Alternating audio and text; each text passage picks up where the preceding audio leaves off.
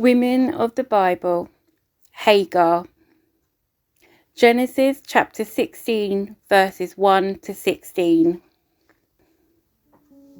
Now Sarai, Abram's wife, had not been able to bear children for him, but she had an Egyptian servant named Hagar. So Sarai said to Abram, "The Lord has prevented me from having children. Go and sleep with my servant. Perhaps I can have children through her." And Abram agreed with Sarai's proposal.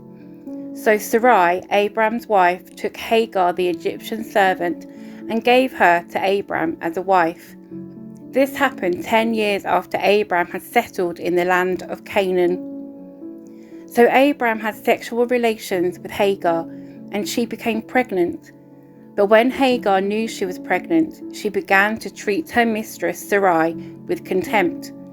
Then Sarai said to Abram, "This is all your fault. I put my servant into your arms, but now that she's pregnant, she treats me with contempt. The Lord will show who's wrong, you or me." Abram replied, "Look, she is your servant, so deal with her as you see fit." Then Sarai treated Hagar so harshly that she finally ran away. The angel of the Lord found Hagar beside a spring of water in the wilderness, along the road to Shur. The angel said to her, "Hagar, Sarai's servant, where have you come from, and where are you going?" "I'm running away from my mistress Sarai," she replied. The angel of the Lord said to her, "Return to your mistress and submit to her authority." Then he added, "I will give you more descendants than you can count." And the angel also said, "You are now pregnant and will give birth to a son. You are to name him Ishmael, which means God hears, for the Lord has heard your cry of distress. This son of yours will be a wild man, as untamed as a wild donkey.